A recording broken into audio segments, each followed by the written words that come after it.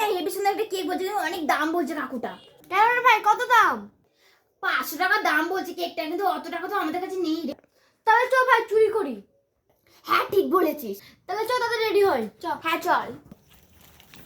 এই শোন, তুই তো অন্ধ, তুই ওই দিকটা যা পাবি তাই নিবি, হাতের কাছে যা পাবি তাই নিয়ে নিবি। হ্যাঁ আমি ওই দিকটা যাচ্ছি, তুই ওই দিকটায় চ।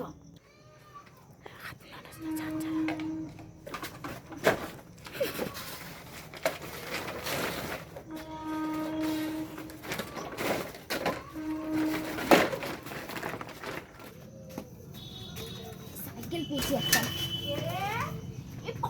ও তো আছে, তাতেই যাবে।